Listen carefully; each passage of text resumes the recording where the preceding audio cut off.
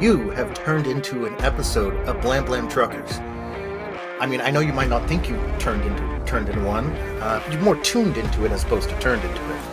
Because you don't look like an episode of Blam Blam Truckers. I think I look like an episode of Blam Blam Truckers. Well, you do, but I'm talking to the audience. Oh! I was all confussed. I understand. But yes, you've tuned into Blam Blam Truckers. I am Buse. Also known as the guy who edits stuff. That, over on one side or the other of me, depending upon where Riverside puts us, I'll let him introduce himself. I am Buse. A being of pure logic. Pure and utter logic, except for all, of course, the emotions that I deal with, and love, and appreciate, and fully embrace when I'm not embracing my body, and my mind, and my pure logic.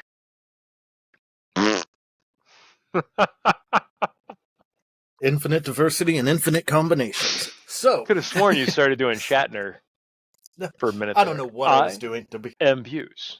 It wasn't a walking pause. It must have been a Shatner pause, which I would find appropriate because today we're talking about Star Trek. Star Trek, yes, Star Trek. Star Trek, the greatest show I watched when I was watching only Star Trek, which was, I don't usually watch two shows at once.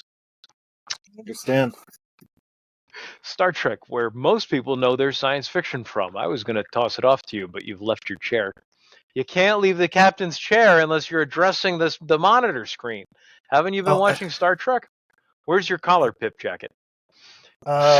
Somewhere else. But fair enough. I will give you my insignia. There we go. There you go. You going to start booting up either Endless Sky or Star Trek Online or something, just in case we swap over? You feel like swapping it in? So we'll see. There's a rumor last week, that I just heard about, that Paramount is looking to sell itself. Now, I heard that rumor a while back, and it looks like Skydance might be buying them, or in negotiations to buy them, but I also heard that the WB, Warner Brothers, is looking to just buy Star Trek, not Paramount Plus, or Paramount, or CBS, or whatever they're calling themselves, just Star Trek. And that is intriguing. Now, it may not be true, may not happen, may be true and not happen. We don't know. But that's interesting, because the WB, Warner Brothers, they just want Star Trek. I wonder if they have anything planned. The other rumor I heard in conjunction to this, and I don't have any Hollywood spies or anything, though if you are in Hollywood and would like to be a spy and get your message out to 14 subscribers, that's right, 14 subscribers, through us, feel free to contact us. We're nice people. Well, mostly. Probably get an email address for us. Yeah. We've been talking about it for about 8 months. Probably a good idea. 8 months and 14 subscribers. That's more than one subscriber per month. Yeah. Here we go. Well, that's how long we've been recording, not how long we've been broadcasting. This is true. Hey, you got to get the kinks out of the system. So the other rumor I heard, and from trade magazines, is that Alex Kurtzman, the head of Secret Hideout, wants to be bought out of his Star Trek contract. He no longer wants to make Star Trek. So I thought it would be a good idea to cover a little bit of history here about Star Trek, and then get into the geeky part of it, which is speculation. If not speculation of what they are going to do, speculation of what we would do. Because that's what every geek wants to talk about, is what they would do with their favorite fandom. Of course. Right, Buse? See? Of course. So, a little bit of history here. 2009. Wasn't that just me last week with Avatar? Come on. That was last week? I can't count that high. That's right. I can't count to one. So, back in 2009, which is 15 years ago, we got our first taste of what is commonly called New Trek. And New Trek is also known as Abrams Trek or Kurtzman Trek. What happened is J.J. Abrams and Alex Kurtzman made the movie Star Trek, which came out in 2009, The one with Chris Pine's not the one with William Shatner. Or Chris Pine. But it did have Leonard Nimoy. It did. It had Leonard Nimoy. And what's the name of the other guy who played Spock? Zachary Quinto. So, I mean, we've had like 5 different people play Spock at this point, so. And I can't even count to 1. That's why we got views here to count to 5 for me. So, Zachary Quinto playing Spock. That's 1 and 1 more Spock on screen at the same time. Yes. 2. Maybe it's only been 3. Why would it have been 3 at the same time? Oh, not at the same time. I'm just thinking 3 different Spocks. Leonard Nimoy, Zachary Quinto, Ethan Peck. Maybe it's just 3 total. Anyways, keep going. Either one of us can count. So, despite that being my favorite vampire, who's your favorite vampire? The one from Sesame Street? He doesn't count, I can assure you. He does. Yeah, so in 2009, if you haven't seen the movie yet, this is 15 years old, I'm giving you a spoiler for. Spock, Leonard Nimoy, goes back in time, changes a timeline. So all of New Trek is on this new timeline. They did that behind the scenes because when they got the contract to make the new Trek, when they agreed to do it, everything had to be 70% different, at least 70% different from, or 75 or whatever it was. I haven't read the contract. It's not open for the public. But this was reported that there has to be difference between old Trek and new Trek. And so Alex Kurtzman and J.J. Abrams made 2009 Star Trek. They worked together on Into Darkness, I believe was the sequel. Star Trek Into Darkness, and then Star Trek Beyond. Yeah. New Trek, Wrath of Khan. That's what number 2 was. Not my favorite film, but I would have done that movie very differently. I would have done the whole Khan thing very differently in that universe, because when they changed the details, when they go back in time and change the timeline, they changed everything that happened, opening up a brand new field to create on. Just a blank canvas to tell a new story of Captain Kirk and Spock. And frankly, I wouldn't have told the story they told. I would have gone with, I thought there were different ramifications in the 2009 movie. I think we would have seen a lot more Romulans instead of Klingons in the second movie, because the Klingon fleet was destroyed in the first movie. Half of the Federation fleet was destroyed in the first movie, and nothing happened to the Romulan fleet, which would have created an imbalance of power, which would have been very, very interesting if they had done the classic sci-fi thing and extrapolated the storyline based on what had previously happened. But they didn't. They wanted to just tell the stories they wanted to tell, which I did actually think that movie was pretty good. Into Darkness. I haven't seen the third one yet. It's actually my favorite. Really?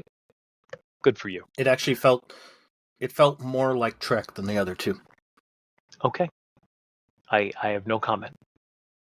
I understand. So I'm going to move on with the news and rumors and speculations of things best left unsaid. Moving on.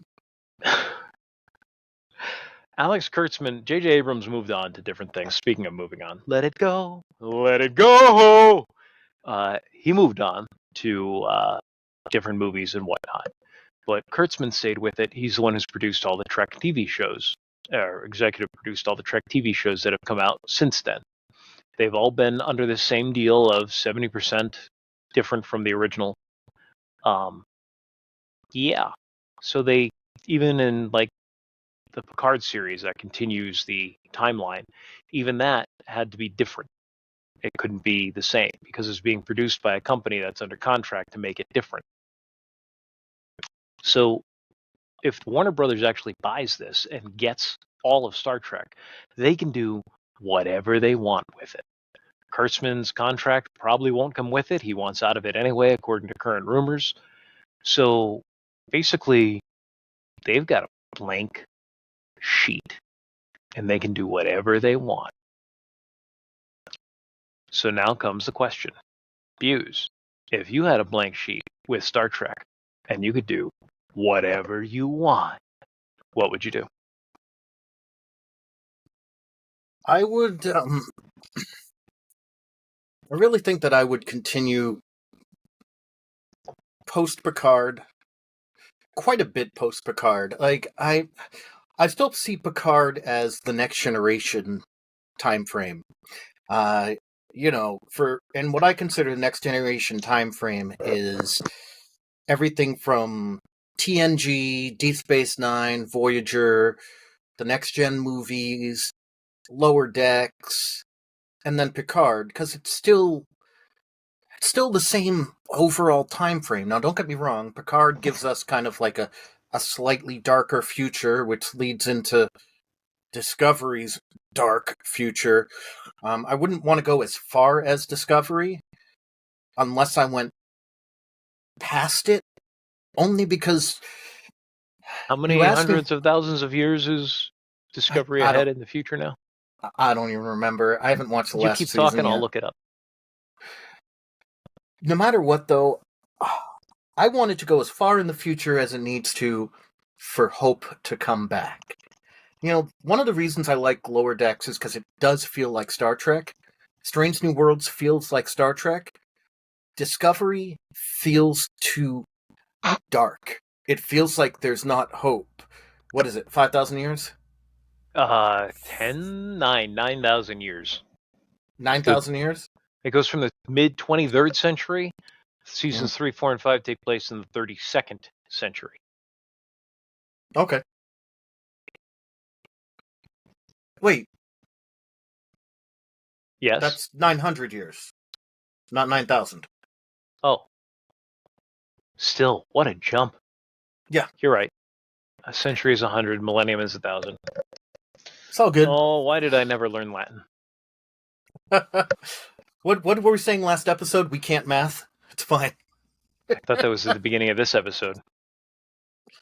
I can't math. I don't know. I can't count the minutes. Anyways, I'd want to bring it to a point Still where we can... I wonder, and I wonder, what is 2 plus 2? I want hope. That's what I want. I want hope. Lower Decks actually feels hopeful. It feels like I'm in the Federation of the next generation. Okay. And I'm going to be honest, Voyager even felt, as much as I'm not as big of a fan of Voyager and I prefer Deep Space Nine, Voyager also felt more hopeful on a lot of episodes than even Deep Space Nine did. The Federation is supposed to be good, for lack of a better way of putting it. To be fair to Deep Space Nine, they had a lot of bad stuff. It was one of the darkest times of the Federation. Should be one of the darkest times of the Federation. Especially the last 3 seasons. Well, 4. Okay. They're fighting a war that's encompassing the entire Alpha and Beta quadrants, or at least the Alpha quadrant. So yeah, it's the biggest war that we've seen in the history of in the pseudo history of Star Trek. It's the largest war we've ever seen by far. Yes, it was devastating. It was a darker time, but there was still, even in the darkest of times in Deep Space Nine, there was still hope that they could succeed somehow, that they could win. Mm-hmm. I'm agreeing with you. I understand. Okay. Do you want to take over again? You're telling us how you want a time period with hope. Yes, I would like a time period with hope. Mainly because... There we go. Oh, that's what you're doing. I'm like, why is he so not in it right now? I didn't think I was that far off.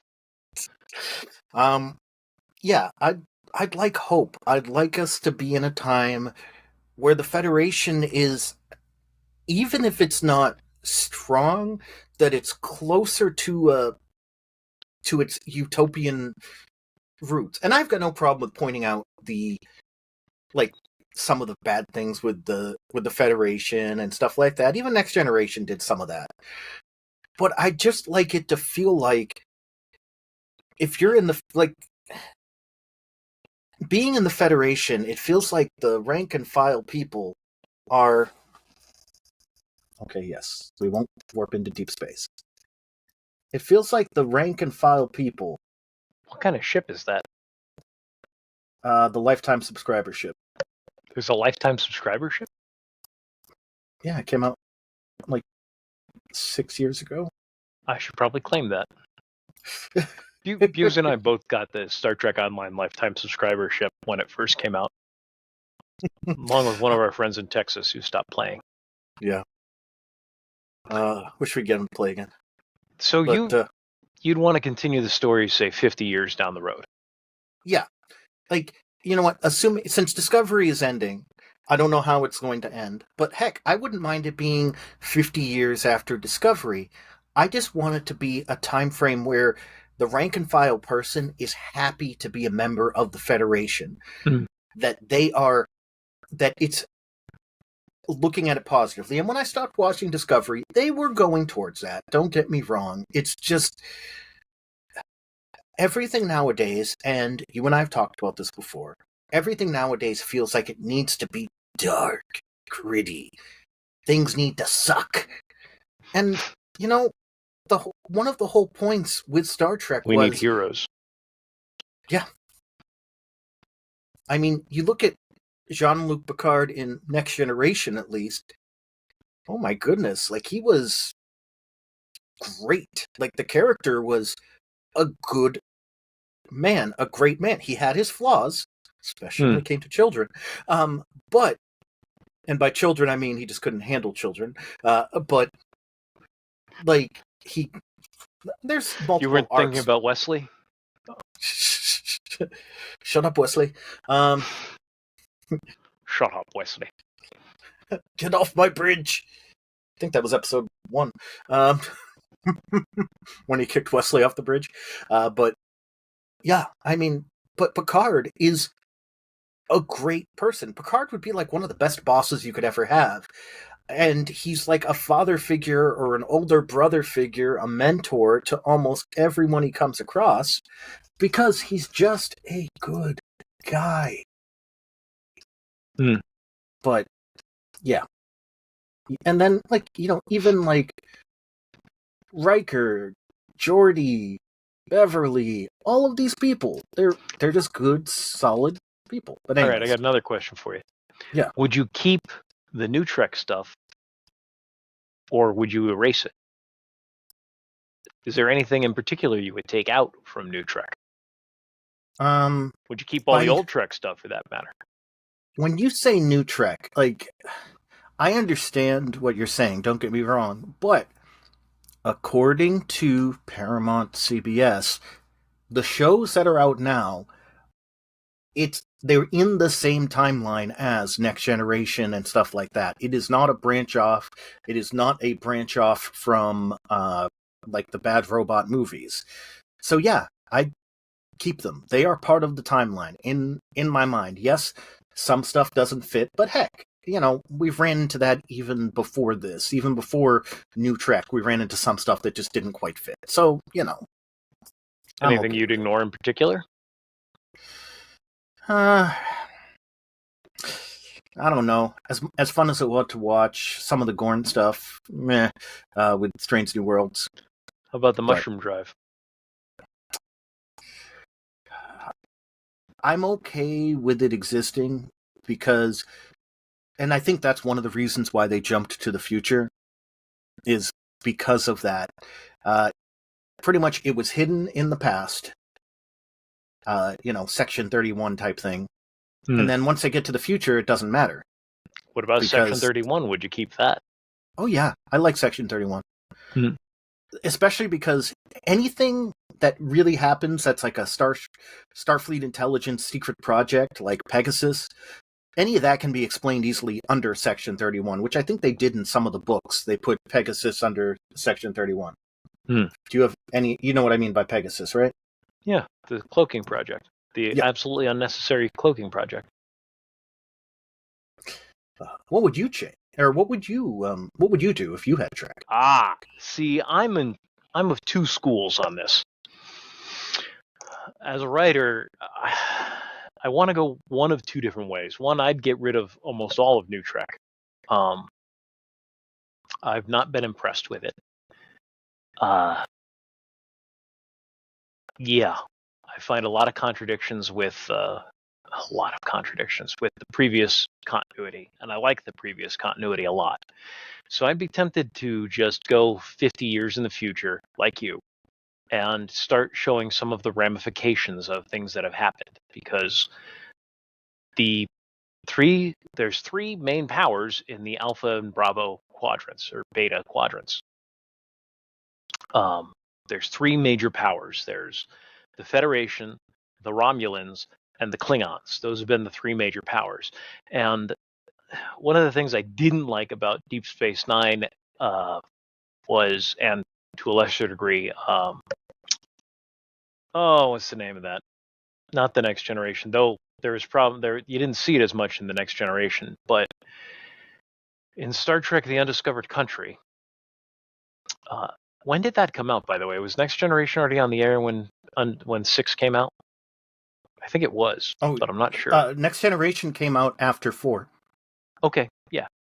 So in Star Trek: The Undiscovered Country, we find out that the Klingons have lost the capacity to produce enough dilithium crystals to power their ships. And the treaty, the Kittimore Accords, for Star Trek 6, one of the key things about the Kittimore Accords is the Federation is going to be supplying them with dilithium crystals from now on, that they're going to help them become self-sufficient again, rather than letting the Empire die, which is what Kirk wanted to do. If you guys watched the movie, I'm not giving you a spoiler for a movie that's like 25, 30 years old.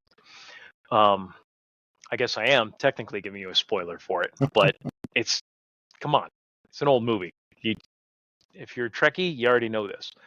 And that was something that was never really built upon enough in, like Deep Space Nine ignores it, but Deep Space Nine ignores a lot of smaller details in service to the story. But when the Klingons declare war on the Federation, I was like, why are they doing this? How are they going to fight them if they get all their fuel from the Federation? Except they didn't really declare war on the Federation. They left the Kittimore Accords. There's a difference. That was actually pretty good once I realized that. But a lot of those little things, there's stuff I really do want to explore, and I'm not sure what time frame I'd go into, because part of me, again, wants to go 50 years in the future and see the ramifications of what happened to the Alpha and Beta quadrants, because of especially the Dominion War. I think Star Trek Online is really the only place it's well explored, but even there, you would have seen the rise of other powers. It wouldn't just be the three main powers anymore, because they all got devastated. So where are the Gorn in all this? The Klingons and the Romulans and the Federation lost hundreds, if not thousands, of starships fighting the Dominion. The Cardassians, which was one of the upcoming powers, like a middle level power, high middle level power, they were utterly decimated by the Dominion War. They're not a major power in any way, shape, or form. They're not even a minor power anymore. Yeah. And all of these, so what comes up instead? Like, part of me really wants to explore that. And the Federation is probably in the best place because it was the largest and probably would continue to grow faster than the others would. It's even if it didn't continue to grow militarily, through exploration and through treaty, it would keep growing while the Romulans had to rebuild. And this is even ignoring the planet Romulus being destroyed in the 2009 movie. If I ignore all of that, the Romulans are still not in a good place. They're in a better place than the Klingons. But that was also before the Breen decimated the all three of their main fleets in their defense of Earth when the Breen attacked the Earth in Deep Space Nine. So all of those those three main civilizations have all been taken down a peg. If it's 50 years later, what civilizations have grown up in their place? What mid-level are the Tzenki? Are they now a major power? The Federation just fought a war with them right before the beginning of the Next Generation. That's only a few years previous to the Dominion War. It was only a border war, but it was still a war. Are the Tzenkethi, however you pronounce that, Tzenkethi, whatever it is, are they going to be a major power? Are the Gorn going to grow up and become a major power? How does the loss of so many ships to Starfleet impact the Orion Syndicate, which is the criminal syndicate that's going on?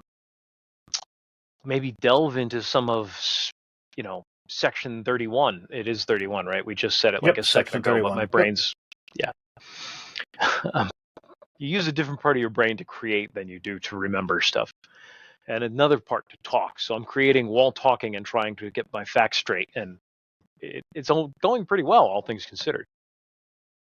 So that's one thing I would like to explore. And which, does somebody leave the Federation? Was there a crisis? What storyline can I put together? Are the Gorn, who were a major medium-sized power prior to the Next Generation, are they on the verge of becoming a major power, or are they now one of the major powers with the Federation?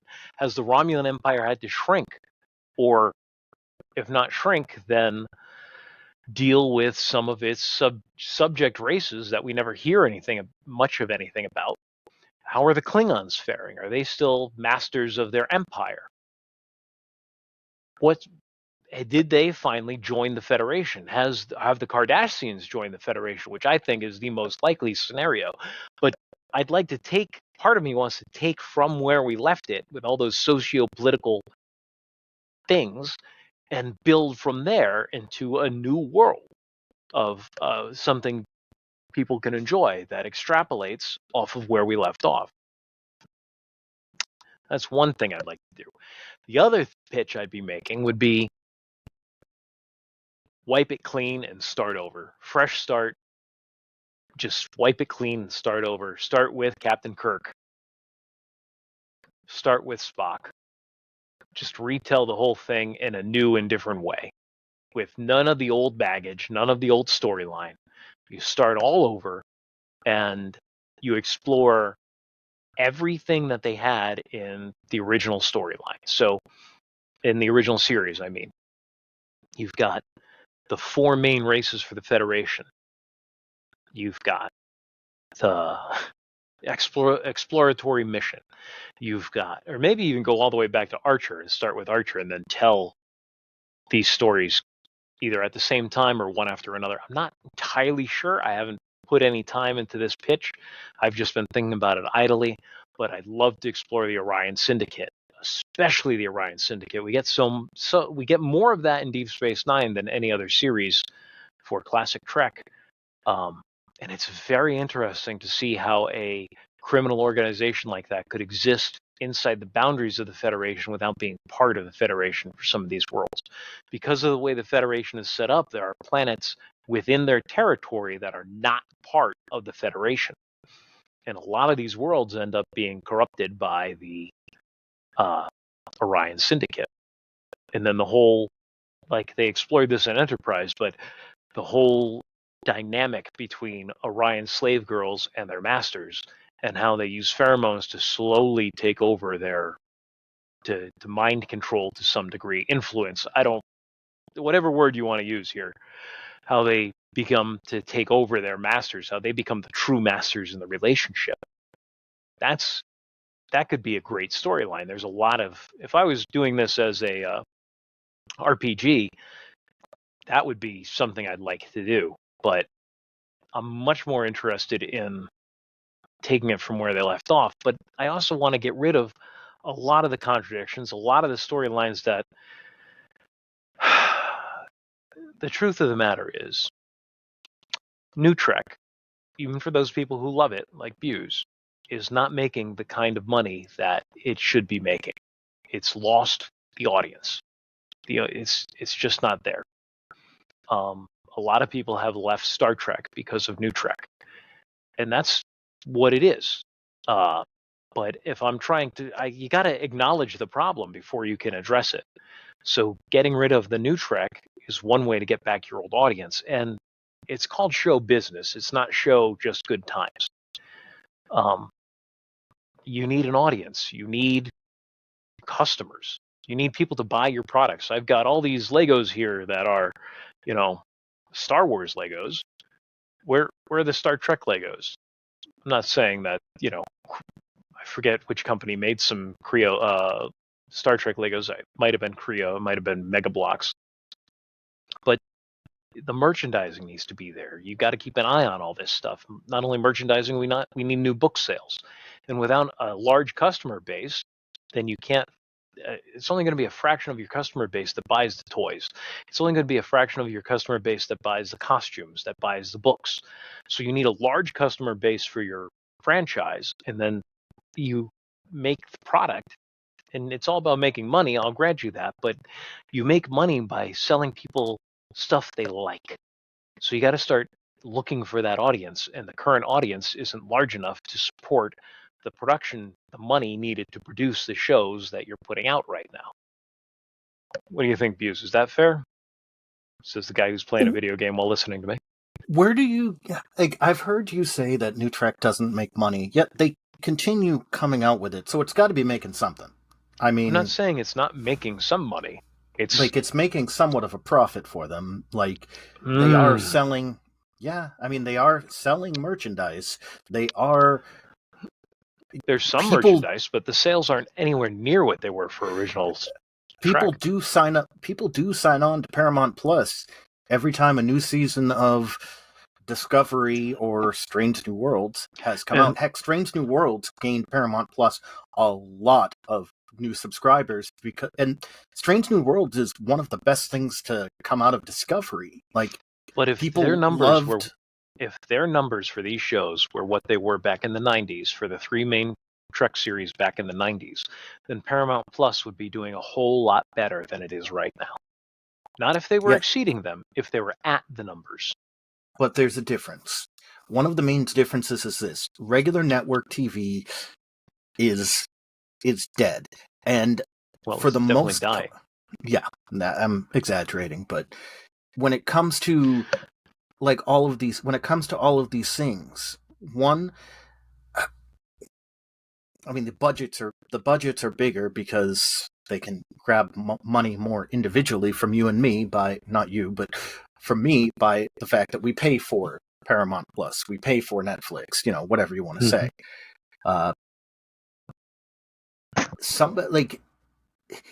Back in the day, I mean, for Next Generation was syndication. It was pretty much syndication the whole time.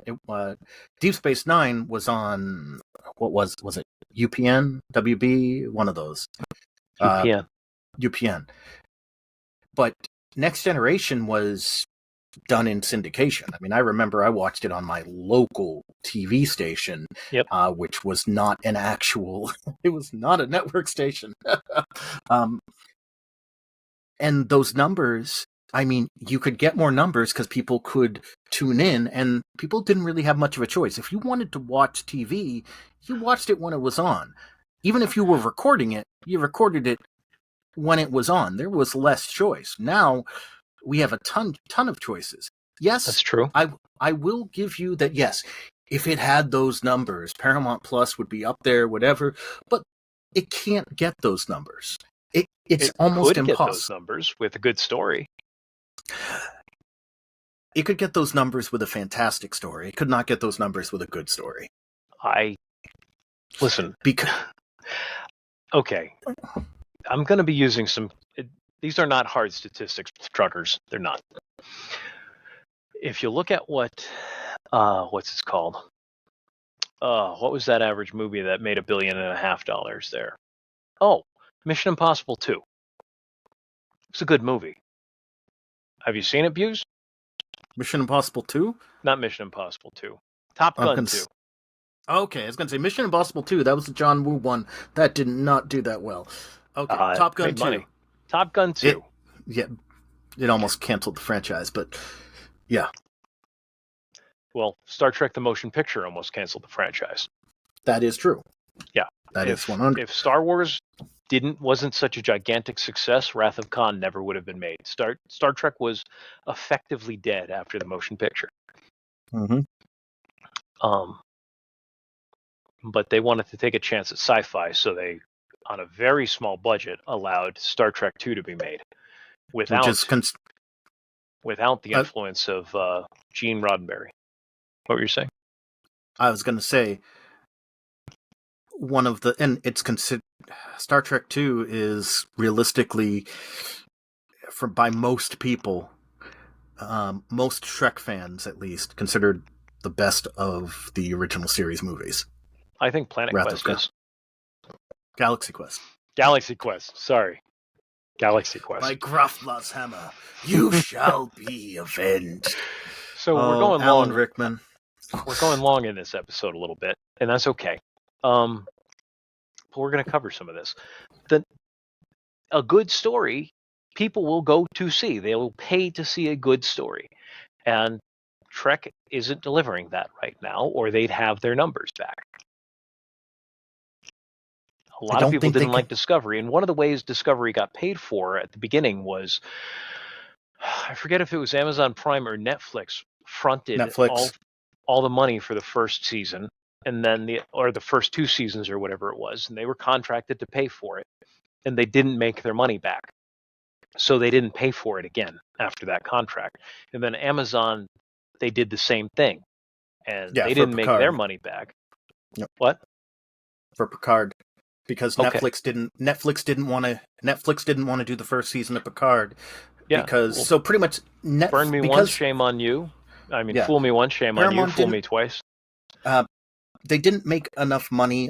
They weren't making enough money off of Discovery. So Netflix, even though it was felt in general that Picard was going to make more money because it's Picard, probably the most popular character out of the Next Generation era. Probably. They didn't want to take the risk, but Amazon was willing to take the risk. Now, keep in mind, this is for stuff outside of the U.S. This is the reason why you're not able to watch Picard, and for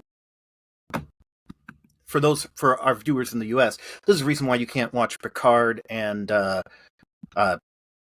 Discovery. Wow, couldn't say it on Amazon Prime and Netflix, because this is for outside of our country. Inside the country, it all was going to Paramount Plus or CBS Now, as I think it was at the time. Was what they were. It was because they were trying to push that streaming service because everybody wanted a streaming service. That's how they're getting investors. Notice how they haven't made a Star Trek 4 yet, even though they keep announcing that they're in talks and they're in talks and they're in talks. Well, no one's signed to the project. Well, no one's willing to invest in this. Well, they actually had a budget, but it was a lower budget. They had investing. Tiny budget. It's tiny budget, but it could have been made except for one reason. You know what the reason is. I mean, or maybe you don't know. And for those of you who don't know, one of the biggest problems with Star Trek 4 for New Trek was Chris Hemsworth. Okay. Because they wanted to do a time travel story, and they wanted to have a George and James Kirk story. The problem is, Chris Hemsworth was at the beginning of his before he was really popular, was when we had him for the 5 minutes in 2009 Star Trek. Then came Thor. The problem they wanted everyone to take a pay cut for Star Trek 4. Let me just finish real quick. They wanted everyone to take a pay cut for Star Trek 4. Most people didn't want to, but especially people like the two Chris's, who can get roles without too much of an issue. Pine not as much as he used to, but he's still a fairly popular actor. And Chris Hemsworth, I mean, he still makes money for Marvel. So yes, he does. But go ahead.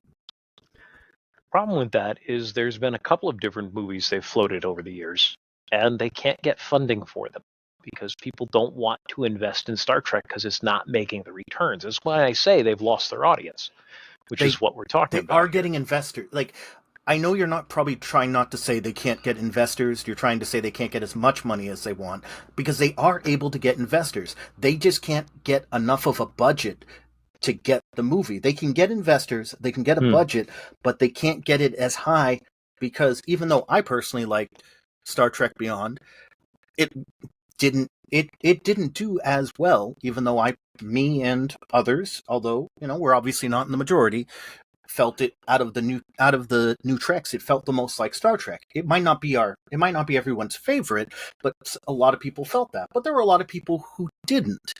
And Star Trek Into Darkness soured a lot of people on New Trek, especially with them trying to convince us that it wasn't going to be Khan.